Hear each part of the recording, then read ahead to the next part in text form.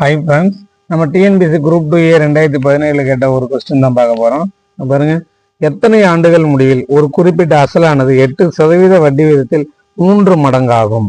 எத்தனை வருஷத்தோட முடிவில் ஒரு குறிப்பிட்ட அசல் 8% வட்டியில் 3 மடங்கு மாறுன்றாங்க. A sum of money triples itself at 8% per annum over certain time, the number of years is equal to எத்தனை வருஷத்துக்கு அப்புறம் ஒரு அசல் 8% வட்டி விகிதத்தில் 3 மடங்காக மாறுன்றாங்க. அப்போ 3 மடங்காக மாறானது 8% வட்டி விகிதத்தில்.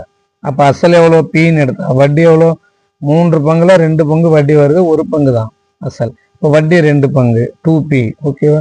நமக்கு ஃபார்முலா என்ன? Simple interest PNR/100. ஓகே, இங்கே சிம்பிள் இன்ட்ரெஸ்ட் தனி வட்டி எவ்வளோ இருக்குன்றாங்க? 2 பங்கு 2p ஈக்குவல் டு அசல் p வந்து 1 பங்கு p இன்ட்டு n தான் தெரியலை, அதை தான் கேட்குறாங்க. ஆறு எவ்வளோ? 8% வட்டி வீதம் பை 100. ஓகேவா? பாருங்க, இந்த பிபி கேன்சல் பண்ணிடுறோம், மீது உள்ளது n தான் தேவை.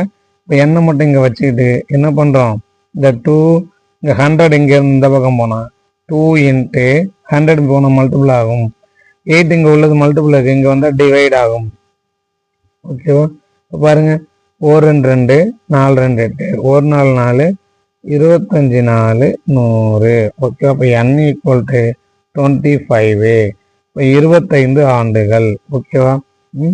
n ஈக்குவல் டு 25 ஆண்டுகள். எங்கே இருக்கு ஆன்சர்?